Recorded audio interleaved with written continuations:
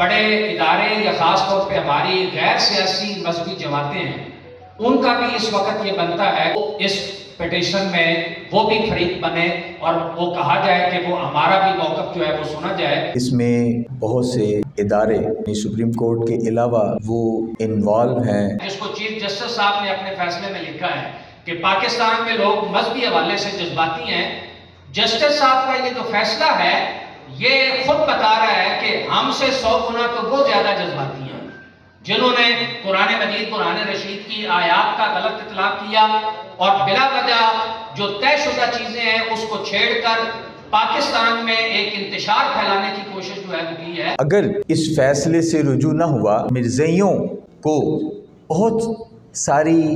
چھوٹ جو ہے وہ مل جائے گی۔ حقیقت میں یہ فیصلہ نہیں ہے، یہ ایک واردات ہے۔ اسی طرح میری یہ تجویز ہے کہ ہمارے جو بڑے ادارے یا خاص طور پہ ہماری غیر سیاسی مذہبی جماعتیں ہیں، ان کا بھی اس وقت یہ بنتا ہے کہ کوئی پاکستان کا ایک بڑا ادارہ مذہبی جو ہمارے مدارس ہیں یا ہماری کوئی ایک بڑی تنظیم وہ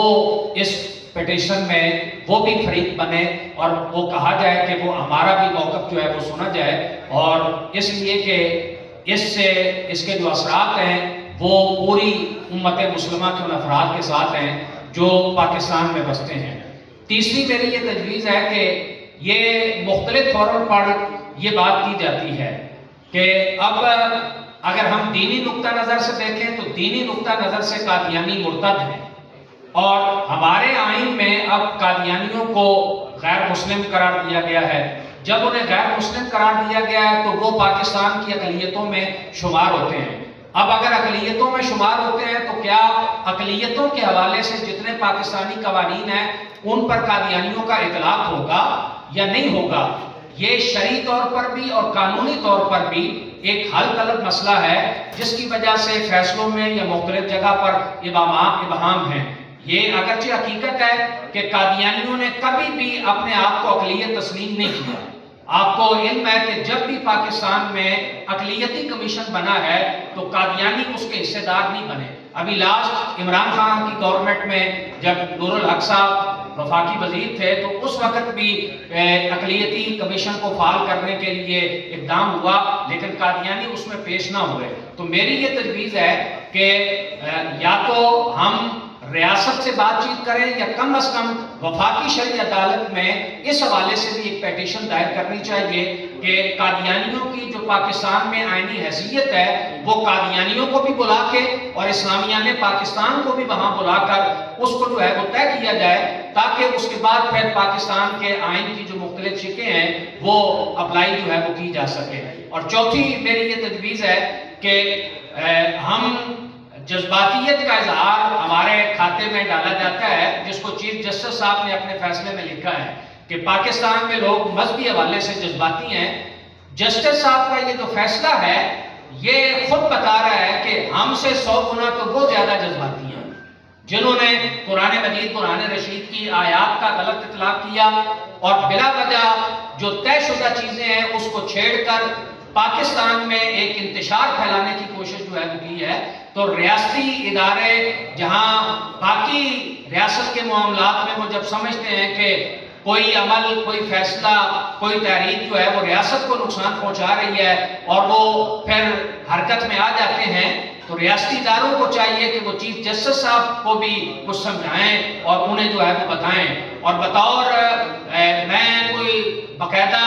LLB تو نہیں کیا، لیکن پاکستان کا لا اور ایک دینی طالب علم ہونے کی حیثیت سے میں یہ بھی کہنا چاہتا ہوں کہ چیف جسٹس صاحب ہمارے سامنے بیٹھ کر یہ آئین پاکستان پڑھ لیں، یا ہم ان سے کچھ سیکھ لیں گے یا ہم انہیں کچھ سکھا پائیں گے۔ اتنے بڑے عہدے پہ فائز شخص وہ اتنا غیر ذمہ دار ہے کہ اس کو آئین کا آرٹیکل 20 تو سامنے آیا، لیکن آرٹیکل 19 جو اس سے پہلے ہے وہ اس کی نظروں سے نہیں گزرا، 298B اس کی نظروں سے نہیں گزرا، 298C اس کی نظروں سے نہیں جو ہے وہ گزرا۔ تو اس طرح کے کھلواڑ نہ کیے جائیں۔ یہ ریاست، یہ ملک اور یہ امت اس وقت جو ہے وہ ان کھلواڑوں کی مکمل جو ہے وہ نہیں ہے۔ جو جس عہدے پر بیٹھا ہے اس کی ذمہ داری بنتی ہے کہ وہ فیصلہ کرتے وقت، اقدام کرتے وقت وہ سارے پہلوؤں کو جو ہے وہ سوچے۔ آپ ملک پاکستان کے عدلیہ کے سب سے بڑے منصب پر فائز ہیں، اس حوالے سے سب سے زیادہ ذمہ داری آپ کی بنتی ہے۔ جہاں آپ دوسروں کو ذمہ داریوں کا احساس دلاتے ہیں، اپنی ذمہ داری کا احساس جو ہے وہ کریں، اور اس قسم کے فیصلے دے کر قوم کے ساتھ کھلواڑ نہ کریں اور ملک میں مزید انتشار پیدا نہ کریں۔ میں یہ بھی عرض کرنا چاہوں گا کہ یہ مسئلہ اس نوعیت کا ہے کہ اس میں بہت سے ادارے، یعنی سپریم کورٹ کے علاوہ وہ انوالو ہیں، یعنی فیصلے کے بعد پیدا ہونے والے حالات کی وجہ سے ہمیں مذمت تو کرنی ہی ہے، اور انشاءاللہ ہم کھلے عام کریں گے، لیکن کچھ حکمتوں اور تدابیر کو ملحوظ خاطر رکھتے ہوئے ہمیں اکابر کے ساتھ ایک بند کمرے میں بھی بیٹھنا چاہیے، تاکہ وہ باتیں جو اوپن ہم نہیں کر سکتے یا ہمیں نہیں کرنی چاہیے، اس کی جو حکمت عملی ہے، پلاننگ ہے، وہ بند کمرے میں ڈسکس کی جائے، تمام پہلوؤں پر غور کیا جائے، کیونکہ یہ مسئلہ ایسا ہے کہ عالمی قوتیں وہ اس کے پیچھے ہیں، اور یہ بہت بڑا فتنہ ہے، اور یہ فیصلہ سپریم کورٹ کا فیصلہ یہ ایک آئین کا وہ کی حیثیت رکھتا ہے۔ وہ جو بھی فیصلہ آ جائے، اگر اس فیصلے سے رجوع نہ ہوا تو پھر بہت سی قباحتیں، بہت سی خرافات اور مرزائیوں کو بہت ساری چھوٹ جو ہے وہ مل جائے گی، کیونکہ یہ حقیقت میں یہ فیصلہ نہیں ہے، یہ ایک واردات ہے۔ تو اس کے لیے میں جو بھی آراء آ رہی ہیں، میں ان کی تائید کرتا ہوں، اور مزید اگر مناسب ہو مشاورت کے ساتھ کوئی ایک دن یا ایک ہفتہ ہمیں ختم نبوت کے حوالے سے منانے کا اعلان کرنا چاہیے، اور اس سے پہلے ہمارے ممکن ہو تو پورے پاکستان کے جو اکابر ہیں یا دیگر تنظیمات جو نمائندے یہاں موجود نہیں ہیں، ان سے رابطہ کر کے متفقہ طور پر اگر اہل سنت کی طرف سے ایک اعلان ایسا سامنے آ جائے تو یہ مزید ہمارے اس موقف کو تقویت ملے گی۔ بہت ساری جو کوشش ہوئی ہے یا احتجاج ہوا ہے یا آوازیں اٹھی ہیں، اس کا ری ایکشن تو سامنے آیا ہے، لیکن ابھی بہت کچھ ہونا باقی ہے۔ تو دوسرا، جیسے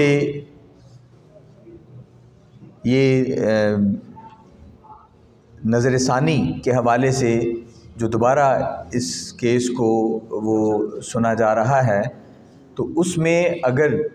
فریق بننے کے حوالہ سے ہم مجموعی طور پر، یعنی میں درخواست کروں گا محافظان ختم نبوت سے ہی کہ وہ اس کو لیڈ کریں کہ کوئی وکلاء کا پینل وہ ان کے ساتھ باقاعدہ बैठक करके या जो कोशिश हो रही है, क्योंकि जैसे तहरीक लब्बैक पाकिस्तान या दीगर कुछ अहबाब की तरफ से भी ऐसी वो कोशिश का इजहार हुआ है, तो उनसे रब्ता करके बाकायदा होता यूँ है बाज़ औक़ात के हम बात कर देते हैं कोशिश की या समझते हैं कि दूसरी तरफ से कोशिश हो रही है, तो वो बाज़ औक़ात रह जाती है। अगर तो वाकई ऐसा कोई है तो हम उसमें क्या मदद कर सकते हैं, और अगर कहीं से बाकायदा नहीं हो रही तो मुहाफ़िज़ान ख़त्म नबुव्वत इस कोशिश में आगे लगें और हम सब मिलकर इनका साथ दें।